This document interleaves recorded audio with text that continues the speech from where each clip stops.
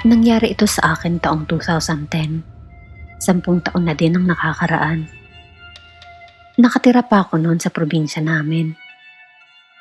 Sa totoo lang, hindi ko alam kung totoo bang nangyari yun o panaginip lang talaga. Mga alas 4 na ng madaling araw noon. Madilim pa. Katabi kong matulog sa kama yung kapatid kong babae. Nagising ako noon bigla kasi narinig kong nag-uusap si nanay at tatay sa kabilang kwarto. Binuksan ko ang mga mata ko at laking gulat ko nang may makita akong lalaki na nakaupo sa gilid ko sa kama namin. Nangilabot ako kasi sobrang kakaiba ang itsura nito. Dahil sa konting sinag ng buwan galing sa bintana namin na nakabukas ng bahagya, nakita ko ang itsura ng lalaking iyon. Napakapayat. Nakita na yung buto-buto, lalo na sa tadyang. Ang balat nito ay nangingitim, pero may halong parang dilaw na kulay. Ang pula ng mga mata at nakatitig sa tiyan ko. Alam mo yung parang tao na parang demonyo. Ganun yung itsura niya. Natakot ako nun kasi hindi siya gumagalaw sa pwesto niya. Hindi niya nga alam na nagising na ako. Nung una, hindi ako makakibo sa sobrang takot. Pero nilakasan ko ang loob ko kasi baka kung anong mangyari sa anak ko. Buntis kasi ako noon, 3 buwan pa lang. Hinugot ko ang lakas na natitira sa akin at nung sisigaw na ako, ay nanlamig ang katawan ko. Walang lumalabas na boses sa bibig ko at hindi ko rin maigalaw ang katawan ko. Tanging mata ko lang nakokontrol ko nun. Naiiyak na ako at hinihiling na sana magising ang kapatid ko, nakatabi ko lang. Pero sobrang himbing ng tulog nito. Wala akong nagawa kung hindi pumikit at manalangin na sana walang masamang mangyari sa amin. Pagdilat ko, bigla na lang nawala yung lalaki. Gulat na gulat talaga ako noon at parang nabunutan ng tinik sa lalamunan. Buti na lang, nawala na. Pero nawala nga ba? O baka naman wala talaga?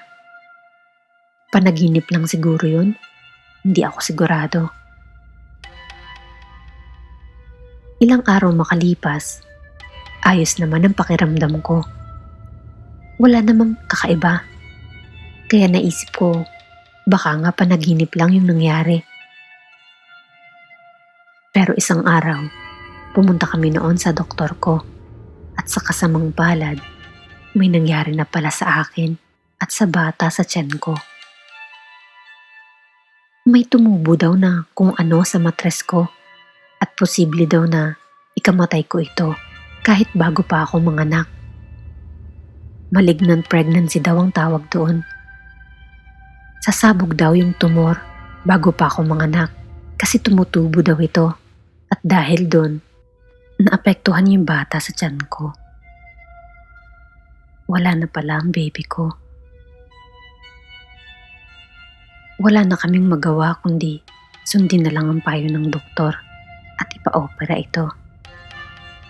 Nakakalungkot talaga. Iniisip ko noon kung may kinalaman ba yung lalaking nakita ko noong gabi. Ilang linggo bago ako magpa-doktor. Aswang ba yun? Hanggang ngayon, hindi pa rin ako makapaniwala sa nangyari.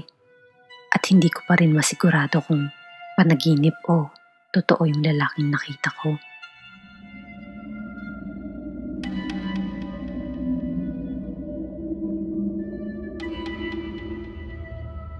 Nangyari ito nung bata pa ako. Nakatira kami noon sa probinsya kasama ang mga magulang ko at ang lola ko na noon ay may sakit. Noong mga panahon namin, alas 5 pa lang ng hapon, dapat nasa bahay ka na. Hindi ka na pwedeng lumabas kasi sabi ng nanay ko, Baka tangayin daw ako ng aswang at ilipad palayo. Naging panakot na yun ng mga magulang ko. Maliit lang ang bahay namin noon. Isang simpleng kubo at may 2 maliit na kwarto. Ang kwarto ni Mama at ang kwarto namin ni Lola. Mag-iisang linggo na noon nakaratay sa higaan si Lola.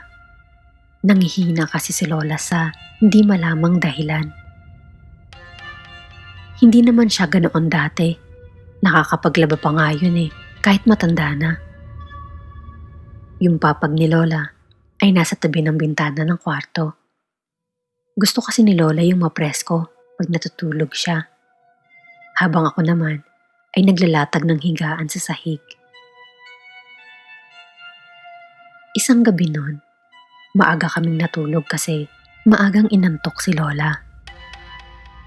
Inihipan ko yung gasera na gamit namin kasi pinapatay talaga namin para tipid sa gas. Malalim na noon ang gabi. Nasa himbing ako noon ng pagtulog nang bigla akong nagising.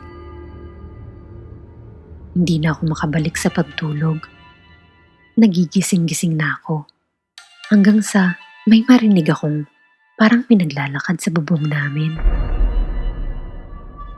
Pinakinggan ko itong maigi at nung matay ako na meron ngang mga yabag sa bubong, dahan-dahan din akong pumunta kay na Mama para gisingin sila.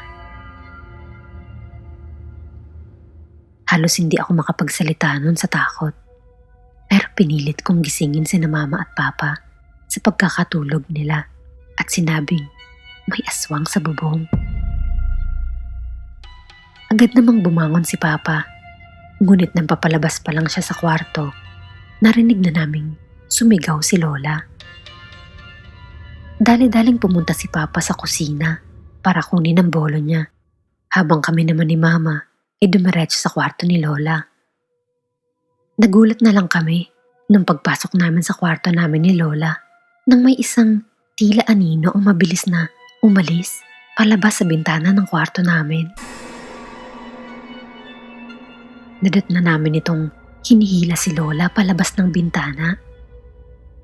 Umiiyak si Lola noon sa sakit. Nakalaylay na ang isang paa niya sa labas ng bintana.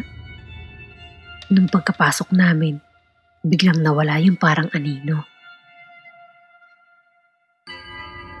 Kinarga ni Papa si Lola pabalik sa higaan nito at nakita namin na may mga kalmot si Lola sa paa. Noong gabing yun, doon muna kami nagsiksika na natulog sa kwarto ni Lola. Makalipas lang ng 1 linggo, nabalitaan namin na namatay pala yung lalaking anak ni Tay Temyong. Nakatira yung pamilyang yon sa kaduluduluhang bahagi ng baryo namin. Ang sabi ni Mama, may lahing aswang daw ang pamilyang yon. Yun palang anak ni Tay Temyong ay pinaghihinalaang hinawaan ng pagkaaswang. Ang usap-usapan ay hindi daw nito makontrol ang pagkaaswang niya, kaya namiminsala sa kapitbahay. May mga nagsasabi din na hindi talaga nito gusto na maging aswang kasi kahit mailap sa tao, mabait daw talaga ang anak ni Tay Temyong na yun. Naisip ni na Mama na baka yung anak ni Tay Temyong ang umaswang kay Lola noong nakaraang linggo. Pero hindi na nila hinabol pa kasi nga namatay na ito. Matapos ilibing ang anak, ay hindi na nakita pa si Tay Temyong sa lugar namin. Ilang araw ang lumipas, nawala na ang panghihina ni Lola. Bigla na lang bumalik ang dating sigla niya at hindi na siya nakaratay pa sa higaan. Nakakapagtaka lang, pero masaya kaming malusog na ulit si Lola. Hindi ko talaga makalimutan na nangyaring iyon kasi nakakaawa yung itsura ng Lola ko habang nakabitin sa labas ng bintana yung isang paa. Mabuti na lang at dahil siguro sanay sa gawaing bahay si Lola, ay mabilis ang pagbawi ng lakas nito. Humaba pa ang buhay noon ni Lola hanggang sa kunin na siya ng ama sa edad na 90 taon.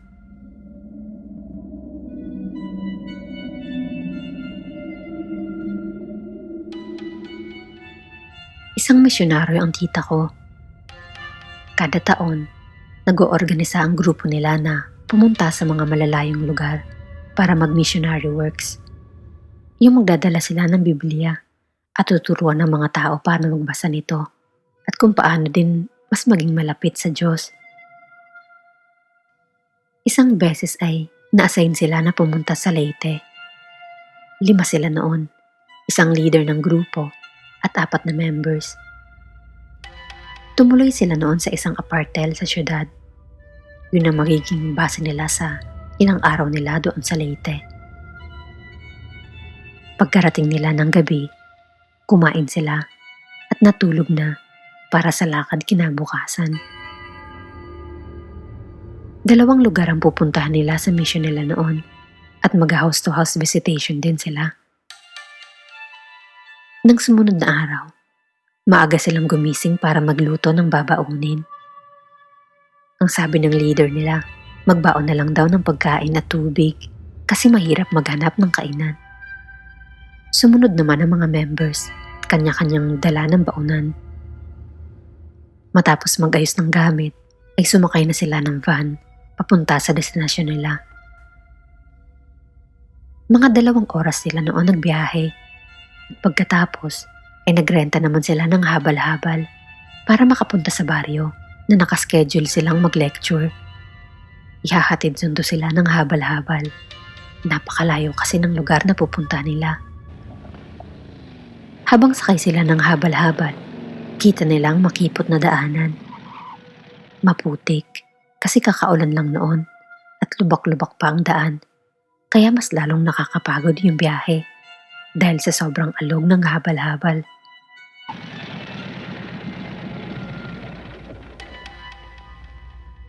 Dumating sila sa baryo ng mga 11:00 na ng umaga. Bago sila dumiretso sa kapitan, ay mahigpit na nagbili ng group leader nila na wag daw basta-basta kakain o iinom ng tubig sa mga bahay-bahay. Yun na lamang daw na mga dala nilang pagkain at inumin. Sinalubong sila noon ng kapitan ng baryo at malugod silang tinanggap. Tumuloy muna sila noon sa maliit na bahay ng kapitan at doon sila kumain ng baon nila. Mabait ang kapitan at ang pamilya nito. Matapos kumain, ay naghiwa-hiwalay sila. Parang maraming bahay ang madalaw nila. Yung isang grupo, 2 lang, at yung isa ay 3. May tig-isa silang tanod na kasama para daw hindi sila mawala. Inikot nila ang baryo para magsagawa ng Bible study at prayer meetings. Kakatapos lang noon ng tita ko at ng 2 nitong kasamahan sa isang bahay nang may lumapit sa kanya na isang babae. Nung mga oras na yon, nauna sa paglalakad yung mga kasamahan ni tita kasi may inayos lang siya sa bag niya sandali. Kayo ba yung pumupunta sa bahay-bahay? Mabuti naman at naisipan yung puntahan kami sa maliit naming baryo, ang sabi ng babae sa tita ko. Medyo may katandaan na yung babaeng yon at medyo baloktot ang likod. Ang sabi naman ni tita, ay opo, maraming salamat po sa pagpapaunlak niyo sa amin. Ngumiti daw yung babae at inalok si tita kung gusto daw niyang magmerienda sa bahay nito. Nagluto daw kasi ito ng masarap na pangmerienda para sa kanya bilang pasasalamat na din. Natuwa daw noon si tita kasi napakabait daw ng babae. Sige po, maraming salamat po. Tawagan ko lang po mga kasamahan ko at tiyak na matutuwa po ang mga yon, ang sabi ni tita. Pero biglang nagsabi naman ng babae na hindi daw, para kay tita lang daw ang hinain niya at kukonte lang din daw kasi yun. Hindi kasya kung marami.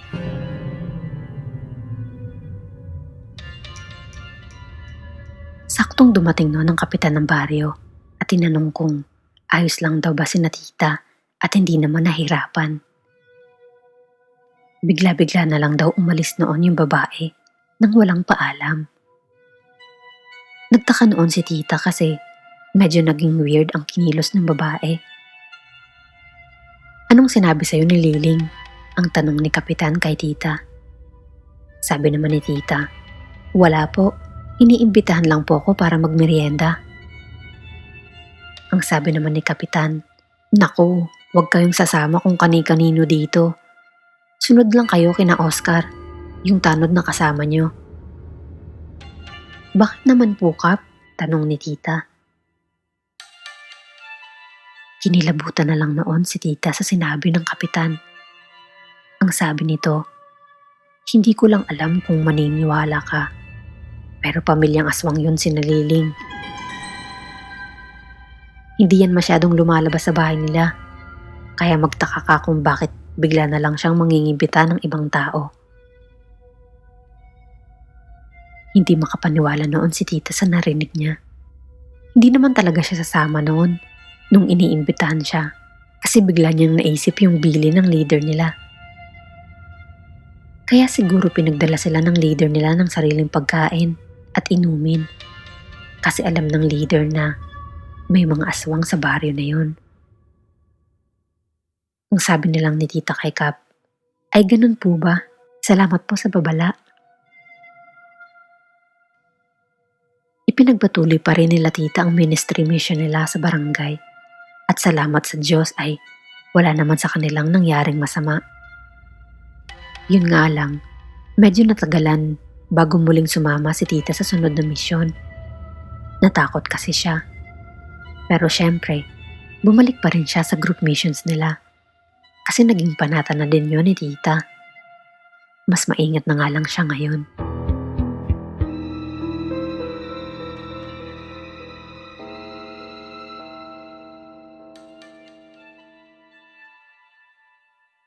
Unang-una po, shoutout po sa channel member ko na nag-renew ng membership na si Sir Eliseo sa Avedra. Maraming salamat po sa inyo. Sa mga nais din pong maging channel member, punta lang po kayo sa link na ilalagay ko sa description box. Thank you din po kina Aber, Vinuera at isang anonymous sender para sa mga kwentong ito. So tuloy po tayo sa shoutout na kukunin ko po sa huling video natin na Catholic School. Shoutout po kay Secret Love and Life Confessions. Hello Philippine Tales, good afternoon. Magandang hapon din po. Hello po kay Hazin Kamumut. First, shoutout po ulit from Zamboanga City. So scary. Thank you po. Hello kay John Kenneth Casilao. Good evening po madam. Good evening din. Hello kay La Santos, commenting habang nakikinig Miss Philippine Tales. Maraming salamat sa bagong upload. Thank you din po sa pakikinig. Hello kay Tuklasin Natin TV, kay Andrea Salindato. Hello kay Josephine Gabales.